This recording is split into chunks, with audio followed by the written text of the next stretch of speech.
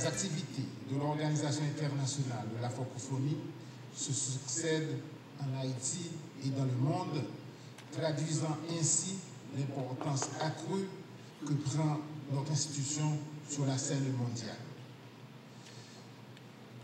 La vocation universelle de l'organisation la porte à examiner toutes les questions intéressant la communauté internationale. Le cadre stratégique 2015-2022, adopté au sommet de Dakar en 2014, donne une idée claire de cette volonté. Suivant ce document, les 4 missions de la francophonie consistent à promouvoir la langue française, la diversité culturelle et linguistique, la paix, la démocratie et les droits de l'homme, l'éducation, l'enseignement supérieur et la recherche, le développement durable et solidaire. Le gouvernement haïtien se retrouve dans les 8 objectifs stratégiques qui ont été définis en vue de l'atteinte des missions mentionnées et du renforcement de la synergie des programmations quadriennales. D'autres documents fondamentaux guident aussi nos actions. C'est le cas de la stratégie économique pour la francophonie et la stratégie jeunesse de la francophonie adoptée à Dakar en 2014 lors du 15e sommet. Ces thèmes sont plus actuels que jamais en raison de la place qu'occupe le développement durable dans un monde à la recherche d'une postérité partagée dans laquelle personne ne devrait être laissé de côté, conformément au programme de développement durable à l'horizon 2030. Ils tiennent compte de la priorité qu'il convient de donner aux groupes vulnérables comme les jeunes et les femmes qui sont nettement majoritaires dans nos sociétés. Mesdames, Messieurs, la tenue de cet atelier régional à Port-au-Prince illustre à quel point la République d'Haïti assume ses responsabilités au sein de l'organisation. Cette rencontre permettra de poursuivre le travail entamé il y a 4 ans lors de la réunion constitutive du réseau des institutions de la Caraïbe francophone qui a eu lieu les 11 et 12 septembre 2014. Je voudrais charger le représentant de la secrétaire générale de l'Organisation internationale de la francophonie, Mme Michaël Jean, de lui transmettre nos félicitations pour cette initiative. Le gouvernement haïtien accorde une grande importance à la promotion des 4 axes prioritaires de la région de la Caraïbe qui ont été définis à cette occasion, savoir le renforcement de la langue française dans la diplomatie et dans le développement touristique régional, la prise en compte des enjeux environnementaux spécifiques à la région, le développement des échanges régionaux dans le domaine de l'éducation et la coopération dans le domaine du développement durable et de l'énergie. Il entend défendre leur inclusion dans la programmation quadriennale de l'organisation, vu qu'ils sont conformes à la politique de son Excellence, M. Jovenel Moïse, président de la République. Au cours de cet atelier, un accent particulier sera mis par la délégation haïtienne sur l'accompagnement que la francophonie pourrait donner à la formation, à l'entrepreneuriat et au renforcement des industries culturelles, à la création des centres de formation en jeunesse et sport et au renforcement des programmes de formation, à la protection de l'environnement, à la lutte contre le changement climatique et les catastrophes naturelles, ainsi qu'à l'usage du français comme langue officielle et de travail de la CARICOM. Les réflexions des représentants de Sainte-Lucie et de la Dominique, ainsi que les suggestions des pays observateurs, vont s'ajouter aux idées que je viens d'exposer pour que les intérêts de la région de la Caraïbe soient bien promus dans la programmation quadriennale. Ces positions pourront se retrouver également dans les propositions à la déclaration de Revenge qui sera axée sur le thème vivre ensemble dans la solidarité, le partage des valeurs humaines et le respect de la diversité, source de paix et de prospérité pour l'espace francophone. Mesdames, Messieurs, la tâche des délégués à cet atelier sera lourde vu qu'ils devront examiner des questions aussi variées en un temps très court. Cependant, je me fie à leur professionnalisme pour donner le meilleur d'eux-mêmes pour la mener à bien. Je suis convaincu que l'amélioration des conditions de vie de nos populations et le rayonnement de la francophonie seront au cœur de leurs échanges. Bonne besogne.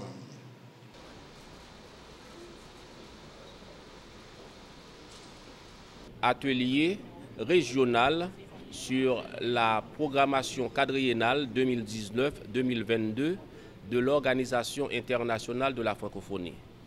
Cet atelier se tient dans le cadre de la préparation du 17e sommet des chefs d'État et de gouvernement des pays ayant le français en partage, disons au cours des pays francophones.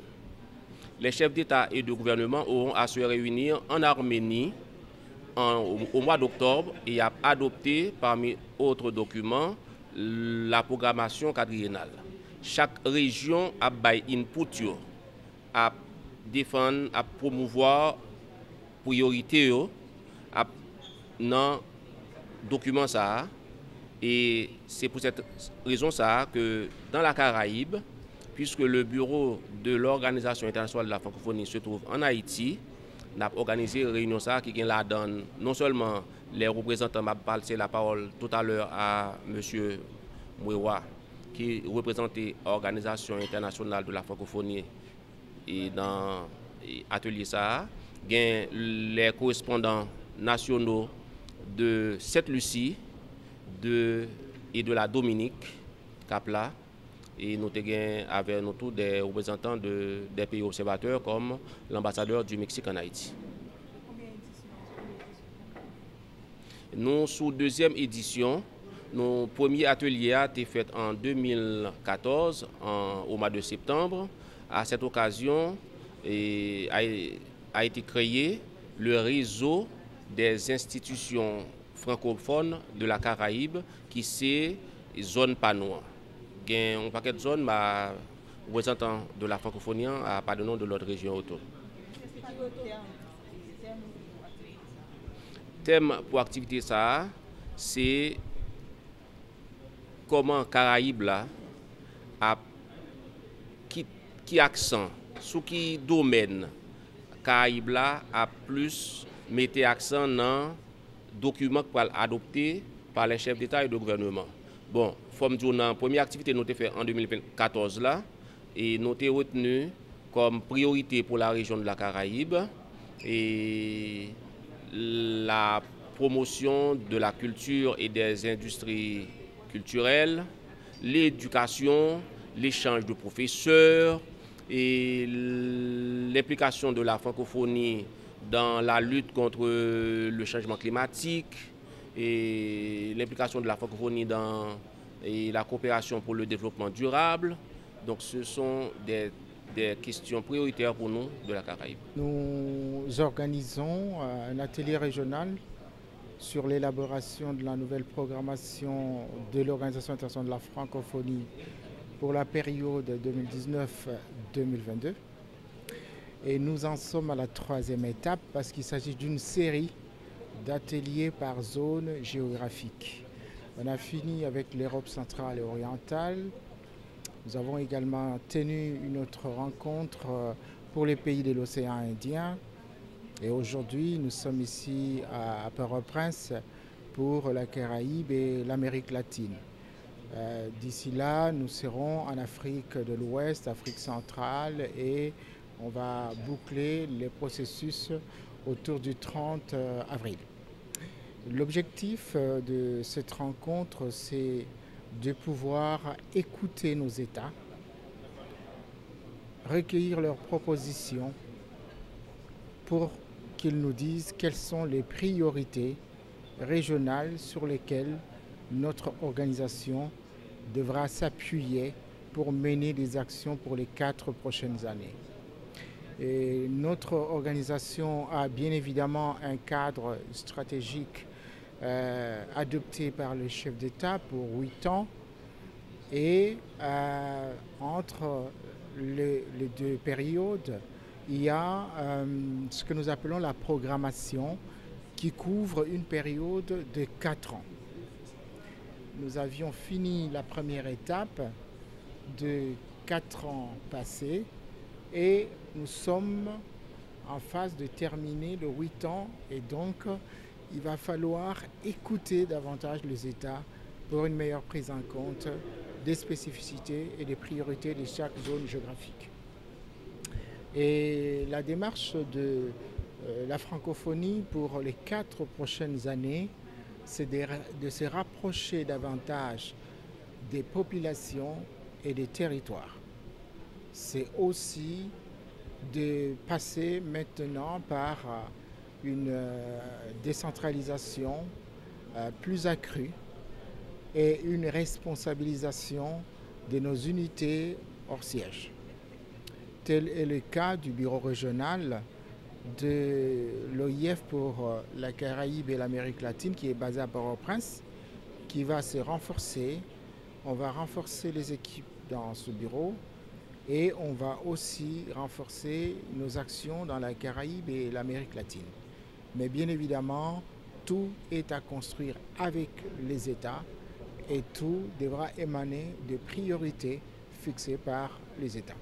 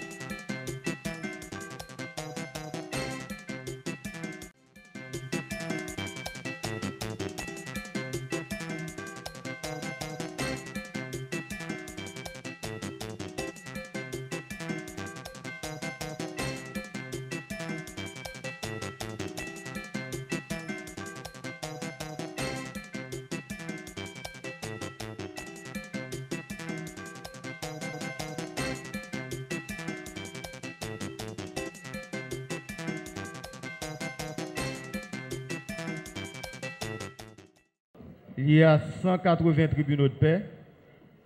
Donc nous sommes supposés avoir 180 électeurs, mais 163 se sont présentés ou ont été acceptés. Il y a donc 17 absents ou des mandats non valables. Donc sur 163 votes, il y a eu un vote blanc. Donc ça fait 0,55% de vote blanc.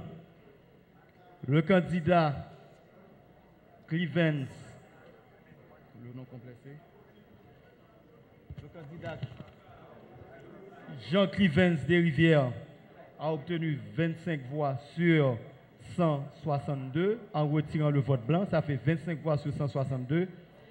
Ça fait sur 163, 25 voix sur 163, ça fait 13,88% des voix obtenues. Le candidat Nader Désir a obtenu 137 voix sur 163. Donc ça fait 76,11% de l'élection. Alors nous avons fait le calcul pas sur le nombre de votants, mais sur le nombre d'électeurs. Donc ça fait 76,11% de l'électorat. Et Jean Clevens Desrivières, c'est 13,88% de l'électorat, pas des votants. Donc, on va vous lire le procès verbal des élections d'aujourd'hui. Conseil supérieur du pouvoir judiciaire, procès-verbal du résultat du vote du représentant des tribunaux de paix au sein du CSPJ. On écoute le procès-verbal. Oasis Hotel, Pétionville, le 17 avril 2018, l'an 2018 et le 17 avril à 1h50 p.m. La commission électorale composée des membres suivants: Windel Cocktailo, représentant du CSPJ, Maître Jean-Falier Bazelet, membre représentant du ministère de la Justice et de la Sécurité publique, Maître Vladimir Gassan, membre représentant de l'Office de la protection du citoyen, en présence des observateurs suivants: Gerti Léon Alexis, Robert Jourdain, Jacques Elias, Villes Alizar, Samuel Pierre, Chahina Etienne, Antonal Mortimé, Angélie Gardi Petit, Robinson Pierre-Louis, Alermi Pierre-Ilus, à réaliser les élections pour le représentant des tribunaux de paix au sein du Conseil supérieur du pouvoir judiciaire CSPJ, en présence de l'honorable président de la Cour de cassation, Maître Jules Cantave, de 2 juges et d'une commissaire de la dite Cour. Les candidats au nombre de 2, vu que magistrat Eno-René Louis a désisté au profit de magistrat Nader Désir et magistrat Esaïe Eraz a désisté au profit de Jean Clivens Desrivières. Les candidats étant au nombre de 2 ont obtenu chacun le score suivant: 137 voix pour le magistrat Nader Désir de Marigot et 25 voix pour le magistrat Jean Clivens Desrivières de Pétionville. Le magistrat Jean Nader Désir est déclaré vainqueur.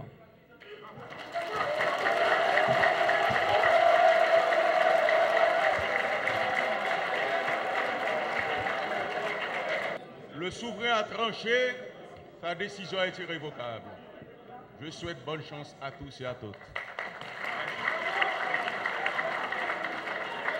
Magistrat Eno, vous avez commis un acte héroïque aujourd'hui. Un acte très courageux. La magistrature prend acte de votre niveau d'engagement. Une page vient de se tourner dans la magistrature haïtienne. Et ce sont les juges de paix qui ont fait ce choix.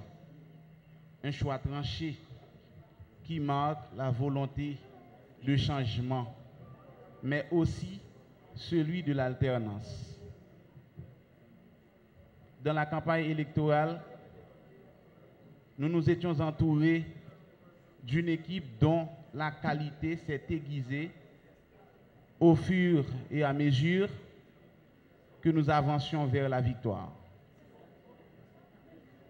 Nous voudrions donc remercier tous les membres de cette équipe, sans qui rien de tout cela n'aurait été possible. Mais nous voulons aujourd'hui, avant tout, remercier tous les magistrats des 18 juridictions du pays. Certains magistrats à la Cour de cassation de la République, des cours d'appel, des tribunaux de première instance et surtout nos collègues juges de paix titulaires et suppléants qui ont cru en nous et qui nous ont accordé leur confiance. Sachez que nous ne la trahirons pas, car nous avons en nous un profond respect pour la magistrature et l'individu quel qu'il soit.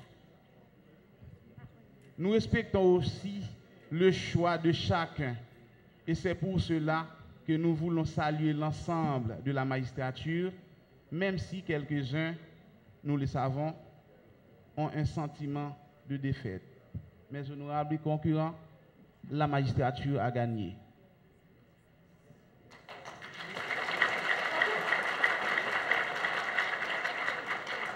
À cette occasion, bien que nous ne partageons pas les mêmes idées, nous voulons rendre hommage aux représentants sortants des juges de paix, juge Jean-Étienne Mercier et ses collègues de travail. Ces temps passés au service de la magistrature nous obligent à un certain respect. Notre objectif aujourd'hui est aujourd'hui de nous tourner vers l'avenir. Un avenir que nous envisageons sereinement au service de la magistrature. Nous respectons l'ensemble de nos engagements en faisant preuve de modestie, de tolérance et d'honnêteté à l'égard de chacun de vous. La magistrature doit s'inscrire dans cette droite ligne de conduite où chacun doit avoir sa chance, quelles que soient ses idées ou ses origines.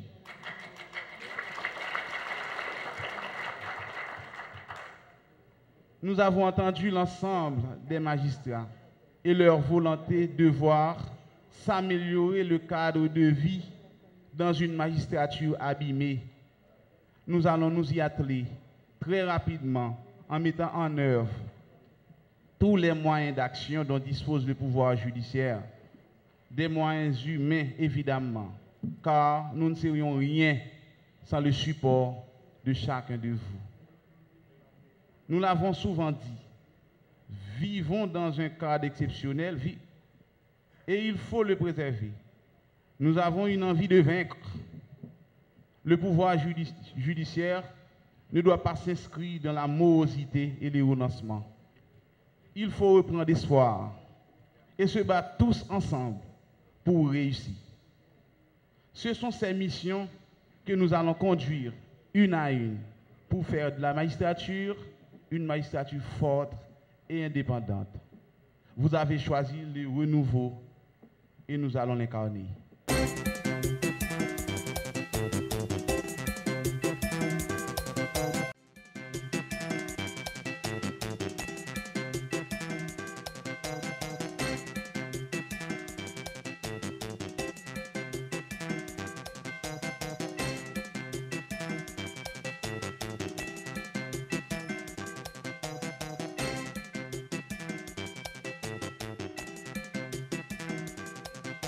Le projet a commencé l'année passée. C'est au mois de juillet l'année passée. Nous rencontrons avec Mme Cassandra Bird qui est responsable de Fondation Lyon Club. Et puis, ils sont des gens qui étaient très intéressés à plusieurs projets en Haïti après le tremblement de terre. Et puis, ils demandent nous qui ça a fait pour nous. Nous avons un problème important dans la reconstruction de la faculté de médecine, c'est que de l'eau qui est utilisée dans la faculté, c'est-à-dire ça en français, de l'eau usée, de l'eau pas de bon, nous pas de côté pour nous jeter. Nous avons un projet commun pour nous jeter de l'eau ça avec l'hôpital, l'université d'État. Mais ça qui arrivait, construction panne qui commençait après construction de l'hôpital là, devine fini avant construction de l'hôpital là, nous t'es barré avec de l'eau. Donc nous montons un projet avec Lyon Club. Et nous montons un projet qu'on compagnie haïtienne exécuté, que les Execo, nous ramasser de l'eau à l'on premier puits, et après ça, nous voyons de l'eau à l'on deuxième puits qui filtre de l'eau. C'est à ce moment seulement que nous voyons de l'eau dans le système égout Port-au-Prince. Donc, de l'eau qui a sorti dans la faculté de médecine, malgré tout ça qu'on connaît, sont de l'eau qui pure, sont de l'eau que nous avons même qu'à boire, qui allait dans la faculté. Maintenant, en plus que traitement, ça nous relève traitement de l'eau usée qui prend 3 cacos blancs. Nous côté système l'antérieur marécage caille ça ou c'est ton labou nous font caille et nous font un centre sportif là-dedans parce que pas de jeunesse sans sport. Donc, quoi là, ce sont des appareils de sport. Bon côté là, président étudiant. Donc, nous allons organiser pour que le sport soit réalité dans la faculté de médecine.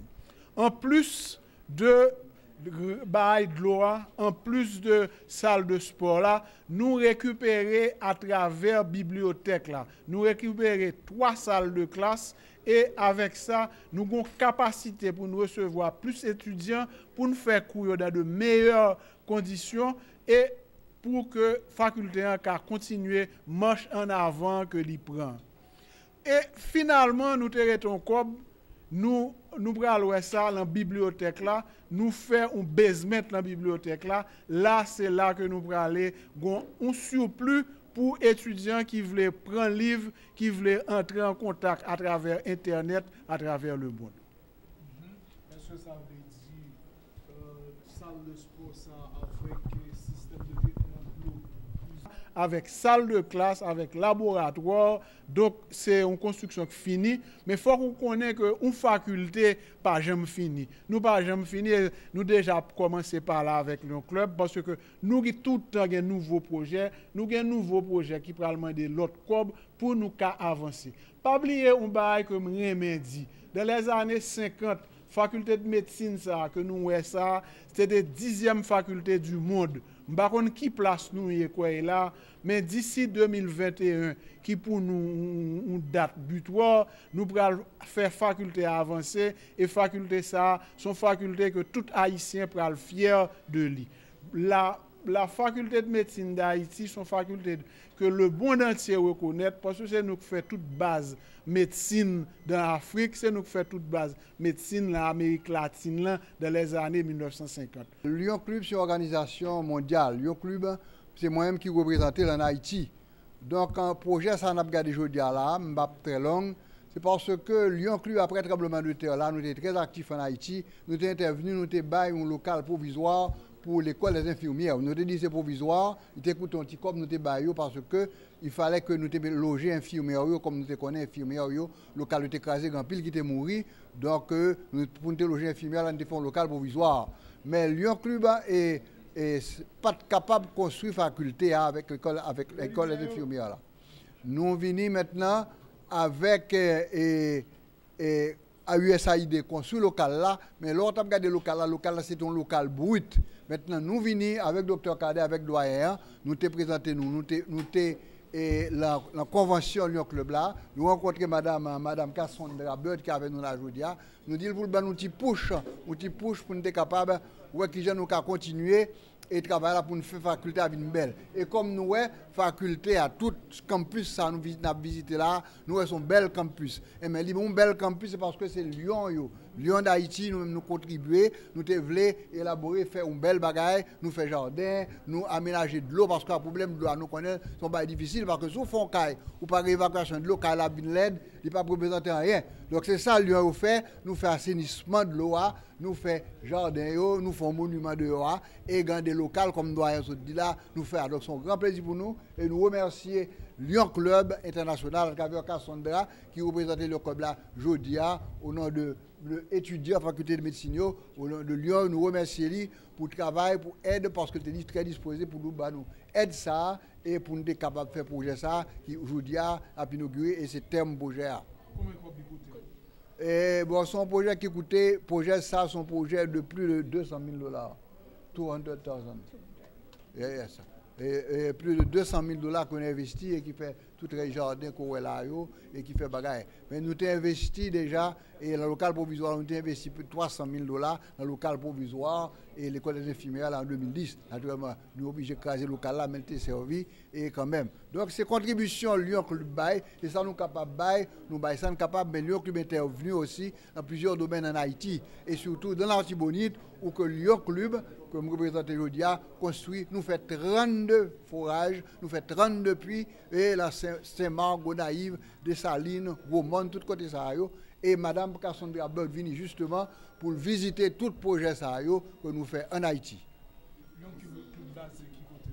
Lyon Club là est une organisation internationale qui a 1,3 million de membres et répartie dans plus de 200 pays, 203 pays et zones géographiques. Donc, nous avons 45 000 clubs à travers le monde. En Haïti, nous avons une dizaine de clubs et nous avons fait autant que possible. Le but, c'est pour aider la communauté en général. À la faculté de médecine, nous pas seulement étudier seulement. C'est à faire dans la faculté à nous organiser. Nous avons des clubs et côté des jeux cérébraux, exemple, club cerveau, des clubs littéraires, nous avons des organisations dans le cadre de la trilogie et universitaire, formation, recherche et service à la communauté.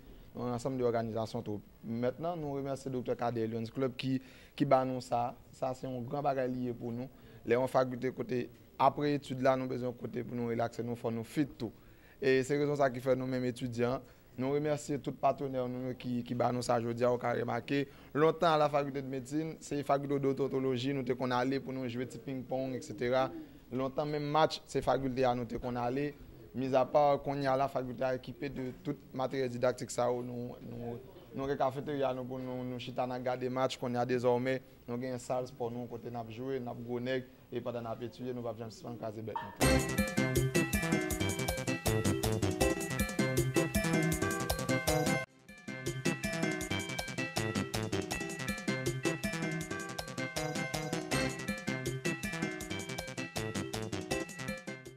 Nous réunis dans le cadre 4e journée de travail, nous, qui c'est 4e journée de travail, comité de gestion maison collectivité, qui planifie, qui coordonne toute activité maison. Donc, comité et organisation, sens organisationnel, ça permet que nous coordonner toute activité et fédération. Ce qui fait que ou pas avoir de conflit d'horaire ou de conflit d'agenda entre les 3 fédérations. Donc, et puis qui a une orientation de qui ça véritablement que la fédération va faire en commun. C'est dans l'objectif ça que matin nous réunis pour nous organiser 4e rencontre et comité de gestion et matin.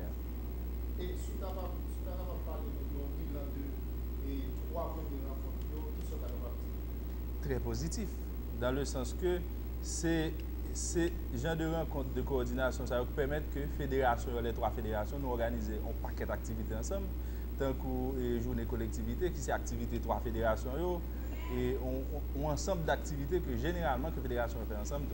Et il faut que je précise pour vous que aujourd'hui, c'est avec plaisir que nous recevoir et présidente FENAFAM, qui c'est magistrat et Rosemilla petit frère. Donc, si nous travaillons uniquement avec FENAM, pour ne pas dire FENAHOM, je dis à nous gagner FENAFAM qui rejoignent et maison des collectivités, qui rejoignent l'équipe là pour que nous travaillions vraiment en parfaite collaboration, en parfaite harmonie et qui permettent que nous symbioser et faire une sorte de symbiose de toute activité que la fédération va faire ensemble.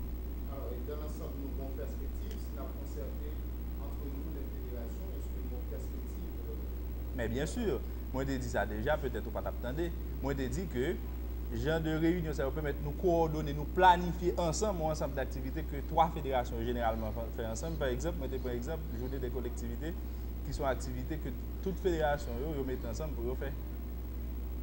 Et dans ce sens-là, nous réunissons là, c'est sûr que les grands de cas nous ont un message, une orientation peut-être de la capacité n'a pas été et justement, parce que ça a même pensé que le modèle ça que nous-mêmes nous avons projeté au niveau de maison de collectivité, c'est un modèle qui t'a dupliqué un peu partout à travers tout le pays. Parce que je dis à question collectivité, tout le monde comprenne que ce n'est pas l'affaire de mairie, ce n'est pas affaire CASEC, ce n'est pas affaire ASEC seulement, c'est affaire tout le monde. Ça veut dire c'est en parfaite relation pour que la collectivité au travail. C'est pour mairie au travail avec CASEC, tout comme c'est pour CASEC au travail avec ASEC. C'est le nous harmoniser, c'est le nous créer rapport de bon voisinage, ça que nous avons privé véritablement, servir la communauté à la population qui mandate nous en service. Tout pouvoir d'État, toute institution dans le pays, tant national que communauté internationale, il y a regardé aujourd'hui, il voit que toute entité qui est dans la collectivité territoriale, ils ont décidé de mettre tête ensemble. Ce n'est pas pour faire chaud, c'est parce que gagner un ensemble de problèmes que la collectivité a traversé, les problèmes eux-mêmes, que c'est CASEC, que c'est magistrat, que c'est ASEC, que c'est délégué de ville, femmes ou garçons. D'ailleurs, aujourd'hui, nous avons un fort pourcentage de femmes qui ont participé ensemble avec nos beaux côtés, nous, et nous même tous nos beaux côtés autour, dans la question de collectivité territoriale. Nous entendons désormais faire un seul. C'est tout le monde qui met ensemble pour nous porter un message. Parce que nous-mêmes, dans la collectivité territoriale, le premier objectif, c'est de bailler la population au service. Et si nous divisons face à la centralisation, ça, nous ne sommes pas capables de porter service à la population. Donc c'est peut-être ça, non, stratégiquement, nous comprenons qu'il faut nous travailler ensemble. D'ailleurs, nous avons le même intérêt. Et le comité de coordination, ça, c'est son plateforme qui réunit toute fédération et qui réunit tout intérêt tout ensemble. Pour que nous continuer à faire plaidoyer, continuer à négocier, pour que nous joignent assez de ressources pour nous capables de la population beaucoup plus et de meilleurs services. C'est le message fort ça que nous avons lancé et nous avons rappelé ça encore, ça fondamental. C'est garçon avec femme, garçon bon côté femme, femme bon côté garçon. C'est comme ça nous entendons avancer. Merci. Et bon, je ne vais pas dire ZAM, nous avons assez de ressources pour nous combattre la centralisation. Et plus de 3000 ans secs, plus de 1710 cas secs. Et en ça, 420 magistrats, et particulièrement en ça, nous avons un élément en plus, et qui est important pour nous, c'est les femmes. Nous avons un élément en plus pour porter dans la bataille là. Et nous croyons que ça a renforcé nous. Et nous n'avons pas avancé avec elle. Nous croyons que nous avons assez de ressources. Et puis nous avons une population là, population dans 146 communes, dans 570 sections communales, qui correct la bataille que nous avons menée. Parce que bataille, résultat de la bataille là, c'est plus service la porter. C'est un mieux-être la porter pour eux dans la section communale, dans la commune et dans le département. Donc c'est ça, c'est sous ça que nous avons gommé. Nous ne pas gommé contre personne. Nous avons gommé pour la population qui votait Kazek, ASEC, magistrat délégué ville, dans tout le pays. C'est pour la population que nous avons gommé. Donc si on est en face, c'est qu'on fasse population. Collectivité territoriale, il faut avoir des ressources pour faire service. Ce n'est pas le monde qui a le service, non, place collectivité territoriale. Collectivité territoriale, magistrat Kazek, ASEC, délégué ville, ils sont élus pour faire service. C'est pour ça qu'ils sont élus. Et ça, on a défendu jusqu'au bout. Et stratégiquement, nous faisons tête ensemble. Nous ne pas connaître que nous-mêmes, là, notre maison collectivité territoriale, c'est renforcer la cohésion qui gagne entre les fédérations.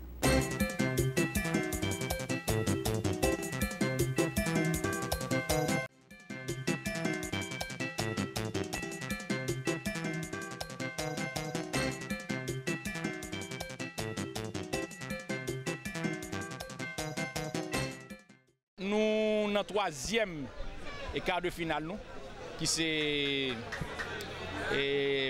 Collège Saint-Louis de Bourdon et puis Lycée national de Cafoufeuille.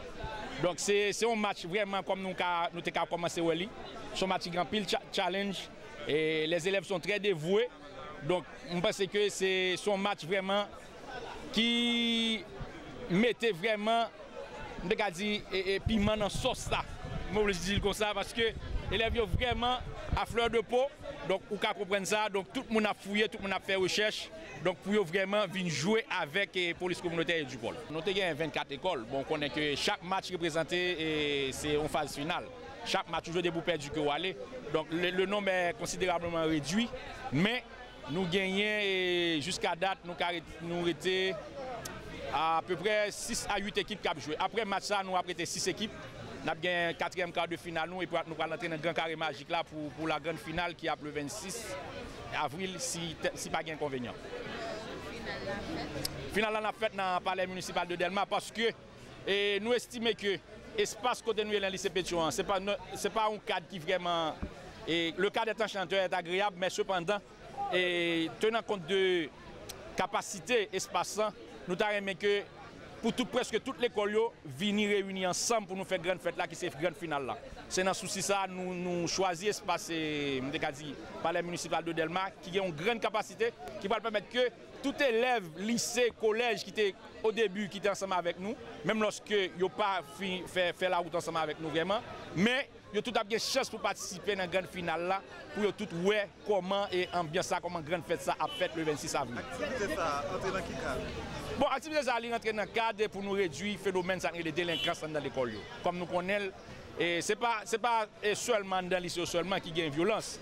Dans toute l'école, collège, il y a une violence tout. Mais ça ne veut pas dire que les n'a joué pour nous jouer seulement avec le lycée. Nous tellement de demandes, nous demandons vraiment l'année prochaine comment on a fait parce que toute l'école presque de la zone métropolitaine a aimé venir jouer avec l'école.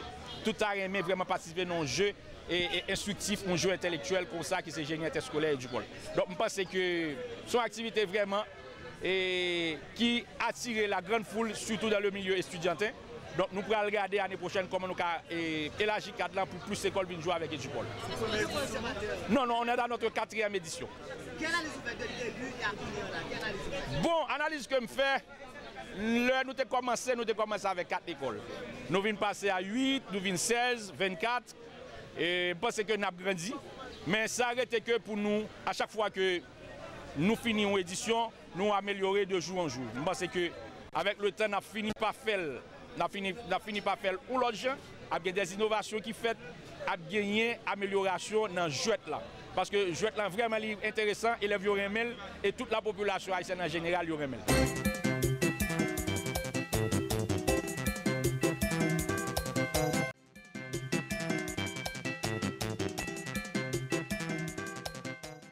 Aujourd'hui, c'est vraiment un grand jour de pouvoir dévoiler cette vidéo de la campagne d'assainissement de la World Vision. Moi, en tant qu'ambassadeur, je suis vraiment très honoré d'avoir été choisi pour participer à cette campagne de sensibilisation surtout. Et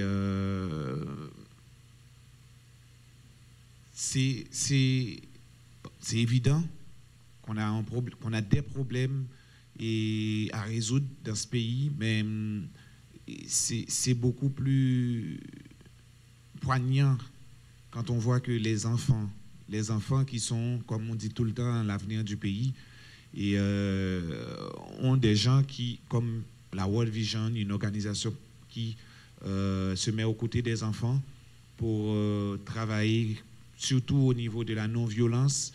Et moi, j'ai regarder le travail réalisé par World Vision à travers le département du centre et dans l'ouest, et notamment à La Gonave. Et je me suis dit, ben, pourquoi pas, ça va de pair avec le travail que moi je fais depuis le début de ma carrière, presque 13 ans maintenant. Et donc, c'était vraiment un plaisir de m'associer avec la World Vision pour apporter ce message que j'espère que vous, les membres de la presse, allez diffuser pour justement sensibiliser et aussi mettre un peu de lumière sur le travail que nous faisons, et peut-être pas toujours sur les projecteurs. Notre cible de travail, ce sont les enfants. C'est pour cette raison que nous avons aussi choisi une approche en termes de survie de l'enfant. Et ça veut dire, par exemple, faciliter l'accès aux services de base. Et services de base veut dire eau, assainissement, hygiène, santé, nutrition. Car nous l'avions déjà fait dans le temps dans l'éducation et nous continuons encore à travailler dans l'éducation. C'est-à-dire, parce que pour nous, l'avenir de ce pays réside dans les mains des enfants. Et nous sommes un pays très jeune en termes de pourcentage de population, en termes de répartition de population. C'est pour cette raison qu'on s'est dit, quand on se concentre sur survie de l'enfant, on s'est dit que dans un pays comme le nôtre, où le taux de mortalité infantile est très élevé, c'est-à-dire la première démarcation à faire, c'est comment sauver ces vies. Et pour sauver ces vies, il faut faciliter l'accès aux services de base, comme je viens tout juste de le dire. Et ça se fait de différentes façons, à travers la mobilisation communautaire. Et quand nous parlons de mobilisation, la présence de Bello s'inscrit dans ce cadre de mobilisation. C'est-à-dire, Bello est venu apporter la main forte pour nous aider à divulguer le message en termes de comment faciliter cet accès aux services de base. Comme vous êtes en train de le faire ce matin.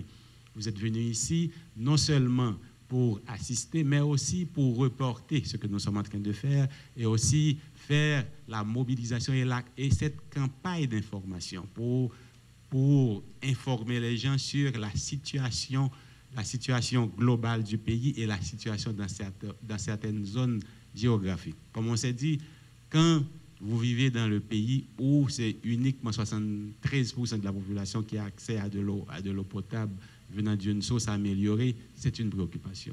Quand vous vivez dans un pays où il y a un risque élevé de choléra, nous hébergeons ici en Haïti le nombre de choléra qui est similaire au reste du monde. C'est une préoccupation. Quand vous vivez dans le pays le plus pauvre de l'Amérique, avec un accès limité aux services de base, c'est encore une préoccupation pour une organisation. Et quand vous allez dans les zones rurales, où vous voyez qu'il y a 36% de la population qui n'a pas accès aux infrastructures d'assainissement, c'est une grande préoccupation. Et quand encore vous venez dans les zones, dans les zones urbaines, par exemple dans la zone de Port-au-Prince, il y a 9% qui n'ont pas accès aux infrastructures d'assainissement. Vous tous ici connaissez le phénomène, comment on utilise les boîtes pour la vente des aliments. Par exemple, comment c'est utilisé, comment les sachets plastiques sont utilisés. C'est une préoccupation. C'est une préoccupation et nous ne pouvons pas fermer les yeux en termes de faciliter l'accès aux services d'assainissement de base. Nous ne pouvons pas, ce n'est pas uniquement en termes de communication, mais en termes d'action. Notre présence ce matin, c'est un appel à l'action, un appel à la conscientisation, un appel à la prise de décision, un appel à chaque Haïtien en termes de comment faciliter, comment coopérer, comment apporter quelque chose pour améliorer cet état de fait.